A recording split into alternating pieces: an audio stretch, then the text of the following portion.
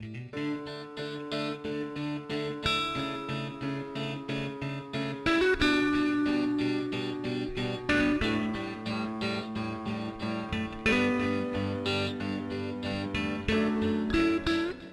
morning, good afternoon, and good evening, chameleons. Okay, so I bought a microphone. Took me a while to figure out how to set it up, not gonna lie, but I did it.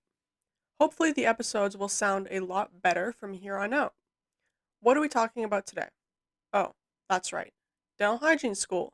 More specifically, the least dental hygiene parts of dental hygiene school. So every program is different, but most of the time there's like this whole curriculum, and all of the subjects of dental hygiene are broken up into different classes. And this can be pretty confusing at first because it can leave you wondering what the heck program you're in. So, in my experience, the dental hygiene program I attended was 3 years, and the first year definitely was the least dental hygiene of the 3 years, logically because we had to do all of the sciencey courses. Among them were anatomy and physiology, which was divided into one and two, so that was the whole year, and there was also microbiology. And I understand, I know why these courses are related, but in the moment when you decided that you wanted to be a dental hygienist and you're sitting there dissecting a fetal pig, you're kind of like, what am I doing? Also, this is not meant to stereotype, it's just based on my experiences, but a lot of my classmates struggled in these science heavy courses that we had to do at the beginning of the program. There wasn't a choice, obviously. They weren't like electives where you would have decided to do these courses. It was a program requirement.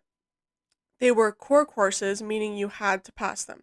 And not only that, but if you failed one, so let's say you passed everything, all of the arguably very relevant dental hygiene courses like dental anatomy and health and safety, etc., but you failed anatomy and physiology, that meant, sorry, you could not continue in the program.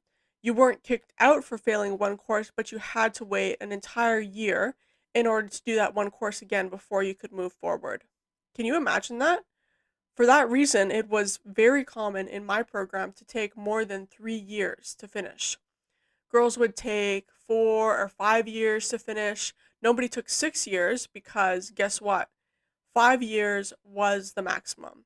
If you didn't finish in 5 years, you were kicked out. And I don't think you could finish somewhere else. I think you'd have to start over.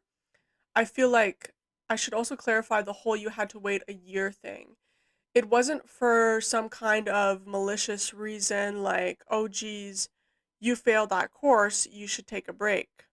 No, it was that the dental hygiene courses would only run once a year. So if you failed a fall course, let's say, the same course wasn't going to run in the winter, and you'd have to wait until fall again for it to run, and then you could take it. So I like to joke around and say things in kind of a funny way, right? But it was serious. Dental hygiene school was not easy. And personally, I had to succeed in a lot of courses that I was just not, like, I'd say naturally good at, right? I had to pass these classes. And I had to work to pass these classes. And that's fine because if you want something, then you need to put in something for it to happen, right? But I honestly, it's not that I didn't realize that it would be a lot of work. It's just that I'd been told that a lot before.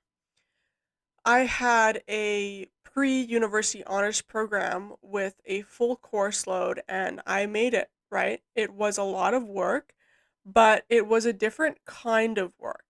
It was all exams and essays and projects, but in a career program, you have to physically learn new skills. And you're often having to deal with a lot of people and just go with the flow because when you're working with people, things never go like a factory line, right? There's always a bunch of adjustments and considerations that are evolving, and you have to be okay with that. So, as far as what they don't tell you before you start dental hygiene school, I can probably summarize it into like a top 5 things that I wish that I'd been told. So, number one, learning physical skills like instrumentation is a different kind of learning than book smarts. In the past, if you did really good in school because you're really good at analyzing texts, writing research papers, doing readings and presentations, things like that, it doesn't necessarily mean that you're going to have a breeze in hygiene school because, like I said, it's a very different kind of learning. I remember my first clinical test. I just fell apart because it was completely foreign to me. You have to get used to a clinician just staring over your shoulder, grading you as you're working, and just um, be able to essentially ignore them and have it not affect you. Like, imagine you were writing an essay and your teacher was there just staring at you writing the essay the whole time. Like, it adds this whole overwhelming, awkward kind of feeling. And when it came down to um, kind of what made the difference for me, it was practice over time. Sometimes practice isn't enough. You need enough time to go by for it to really click. So, like as far as instrumentation went, it didn't matter how many times things were explained to me. I just really needed to practice enough over time in order to really become comfortable and feel like I kind of understood more these concepts that weren't just analytical, that were more physical skills, right? So that's number one for me. Learning physical skills like instrumentation is a different kind of learning than book smarts. I really wish this had been explained at the beginning. I mean, it's definitely something that you just kind of have to discover yourself. But if I knew that, okay, this is going to be a little bit more challenging than what you've done in the past because it's so different, then maybe I wouldn't have felt so, I guess, weirded out that, hey, why am I not getting this immediately? Number two, I'd say is you need to not care as much. That probably sounds counterintuitive, but if you obsess over your grades and mistakes, it's going to destroy you.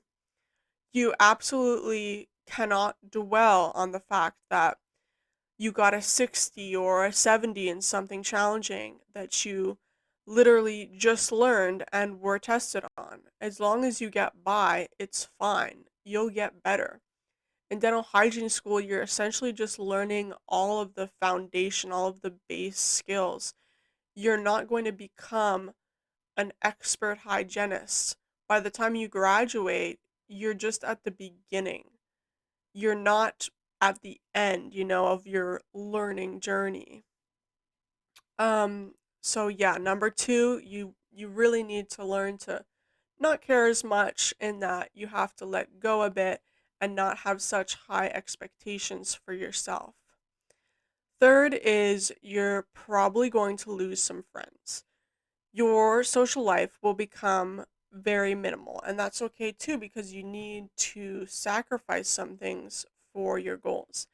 And the people who are meant to be in your life will be there when the program's over. And not everybody is meant to stay on your path, right? It doesn't mean that you'll end on bad terms, you just will kind of drift. And I think it would have been ideal to realize that closer to the beginning of the program because I wouldn't have had such a shocking realization of like, what did I do? I'm coming out of the door, graduating, and I can breathe the fresh air again, and there's a bunch of people missing. So definitely just realize, okay, this is going to take a lot of my time. It's gonna kind of seem like it's the only thing in my life, and like I'm kind of stuck almost for a couple of years, but it will be worth it afterwards. And I think it just kind of helps to realize that closer to the beginning, than kind of be surprised afterwards at kind of how much has changed and how much it has taken over your life for a couple of years. Okay, fourth, you might not be confident in your skills even when finishing the program. I kind of hinted at this a little bit before. Um, it seems common for new hygienists to start their first job and be like, shoot, do I even know how to do this? Can I do this? And it's normal. You just can't replicate the accuracy of working in school, but you'll get the hang of it for sure. You just need to believe in yourself and kind of let go a little bit at the beginning, just like in school. Um, so totally normal to not be completely confident in yourself at the beginning and feel like, I mean, honestly, you don't know anything, right? Like you're just learning the base in school. And how it's really going to be is something that you can only figure out once you've graduated and you're working. Okay, fifth and lastly of things that I wish that I knew before dental hygiene school was you made the right choice, but it's normal to be doubtful about it while in hygiene school. I wish somebody had told me that. My gosh, like I've said many times during this episode, it's a freaking hard program. So, of course, you're going to doubt your choice and wonder, is this really what I want to do? But it gets a lot better when you finish and work. So, don't give up because eventually it'll be worth it. I feel like I've said that a lot too. Eventually it'll be worth it. Um, but it will be. Um, Maybe not when you first graduate, you'll kind of feel like, oh, like I don't know, like all those years and all that effort, but slowly as you kind of gain more space, you will realize that it was. Okay, so I'm going to leave it at that today. I hope that whoever's listening can benefit from at least something that I shared or was simply entertained. Now, I want to talk a little bit about the next episode. I will have my first guest. Yes, that's right. So, the next episode is a Q&A episode, and I'm going to be prompting people to send in any and all questions they have for me on my socials, and I'll be answering them. It'll also be filmed, so there will be a visual of me and my guest recording the podcast for those who would like to see that. Who will be the guest? That, my chameleons, will be a surprise that I will announce sometime before the episode drops. And now I kind of feel like because I mentioned a TED Talk in both the first and second episode, that it's almost like a tradition that I have to share I have to share, sorry, some kind of inspirational video that I find, or just something that I find really interesting. Um, so let me explain the video that I'm going to be talking about today. Okay, so the TED Talk of episode 3 is called What Causes Cavities. It's a lesson by Mel Rosenberg, and the animation is by Andrew Forrester. And basically, it's just a really interesting explanation of what actually is the cause of cavities, which I think is something that everybody should know and everybody should at least care about. I've kind of mentioned this in the past.